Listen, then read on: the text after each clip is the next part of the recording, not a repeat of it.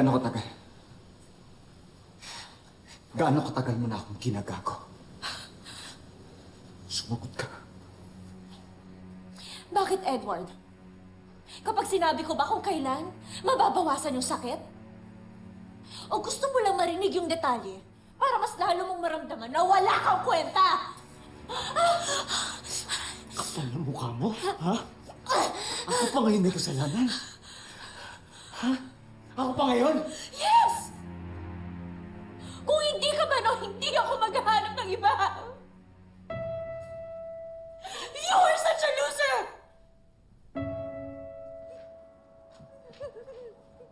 Marcel, nandali. Mag-usap naman tayo. Please, mag-usap tayo. Hawakan!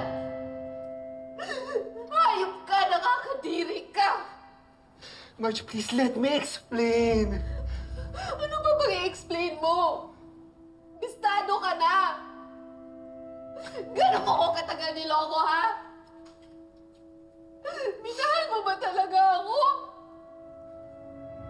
Minahal mo ba talaga ako? Dahil kung mahal mo ako, hindi mo ako sasaktan. Hindi ka na nahiya. Asawa ba ng kapatid mo ang pinatulan mo? Habang yung kapatid mo, ang dami ng success, ang dami ng achievement, samantalang ikaw wala kang narating! At hinihila mo kami ni Ashley pababa! Hindi totoo yan! Alam mo, binibigay ko sa inyo lahat!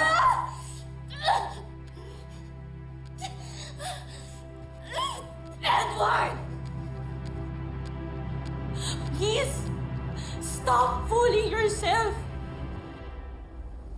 Yung security na kailangan ko sa isang lalaki, wala ka nun! Marge, inaamin ko. Naging mahina ako. Nagpadala ako sa tukso. Pero Marge, tapos na yun. Ikaw yung mahal ko. Mahal na mahal kita. Maniwala ka naman sa akin. Kaya nakikiusap ako sa'yo. Bigyan mo ako ng isa pang pagkakataon. Ayusin ko.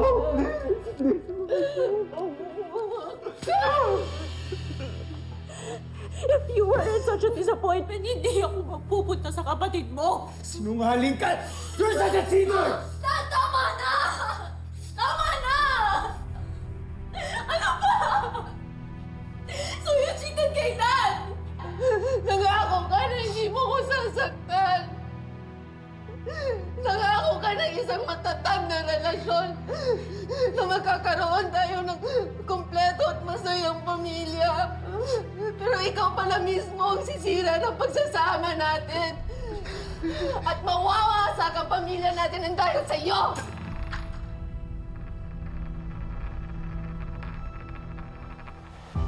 Anak, magpapaliwanag ako sa'yo. Answer my question! How could you do this to us? How could you ruin our lives? Anak!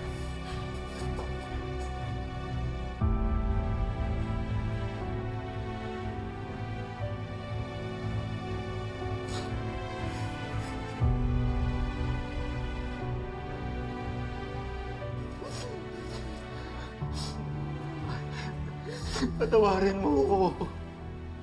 Marge, pinagsisisihan ko naman yung lahat. Patawarin mo naman ako. Kahit ilang sorry pag sasabihin mo, hindi na ako maniniwala sa'yo. Nagsisi ako na pinakasalan kita.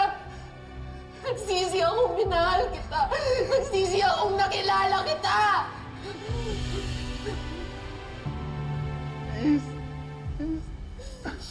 Alam kong kasalanan ko. Alam kong mali. Pero tapos na yun. Marge, please, ayusin na natin to. Ayusin na natin. Ang maayos yung hindi sinasadyang pagkakamali. Pero yung ginawa mo, ginusto niyo yun, pinili mo. Marge, please. Para sa pamilya natin. Para sa anak natin, nakikiusap ako sa'yo. Huwag mong idamay dito yung anak natin, Paolo. Hindi mo nga siya iniisip sa araw-araw na hindi mo ako inuuwian dahil may tinatago ka! Sige. Ibuhos mo sa akin lahat ng galit mo. Saktan mo ako. Sampalin mo pa ako ulit. Para na patawarin mo ako ulit. Umakan! Kahit ilang load pang gagawin mo sa akin, hindi lang ikaw ang may kasalanan dito. May kasabwat ka. Hindi lang relasyon ang sinira mo, Paolo. Natitiwala ko at isa-isa kayong mananagot. Simula sa'yo at yung malanding Thea na yon.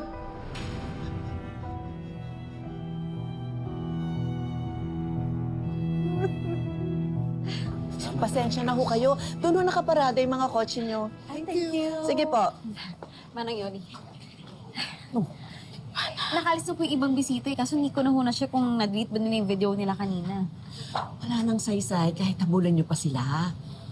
Ang baho, kumalat na. Naku, Manang, baka nga na-post na yun sa social media. Ito naman kasi mga amo natin, napakapasaway. Alam mo, kung ako si Ma'am Marge, hindi lang yun ang aabutin ni Ma'am Thea, no? Hindi ko lang siya humundod dun sakit na mukhang kabaong. Ikaw ba naman kasi, kumuha ka ba naman ng kabit sa loob ng bahay niyo ng asawa mo? Tama. Pero hindi sana niya ginawa sa harap ng mga bisita. Eh bakit? Sina Sir Paulo ba, tsaka si Ma'am Thea, nahiya ba sila nung ginawa nila dito yung tsaka nila? Matagal nang nabubulok ang bahay na ito. Matagal nang may kamabalaghan dito. Natatabunan na lamang ito ng mga mamahaling tina, chandelier. Ngayon lang talaga umaalingasaw yung baho. Pero Manang Yoli, wala na ba talagang natitirang concern sa inyo? Sa mga amo natin, hindi ka ba kahit naaawa ngayon na sa mga nangyayari sa kanila? Bakit ako maaawa sa kanila? Sila ba naawa sa akin? 40 taon ko silang pinagsilbihan. Buong buhay ko, binigay ko sa kanila. Isang pagkakamali ko lang. Kating-kating na silang itapon ako na parang basura. O ngayon, ang sasabihin mong awa-awa ka dyan? Wala na akong pake kahit magkamatayan man silang lahat sa loob.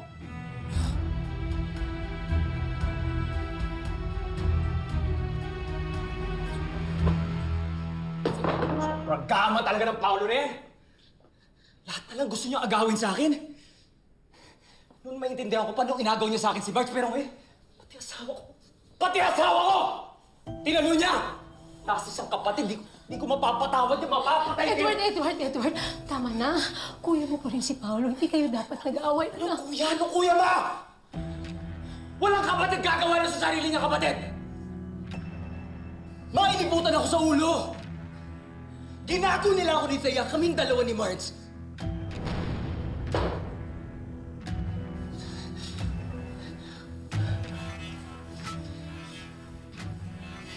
Huwag na huwag mong kakalabanin ng kuya mo kung ayaw mo magka-problema tayo.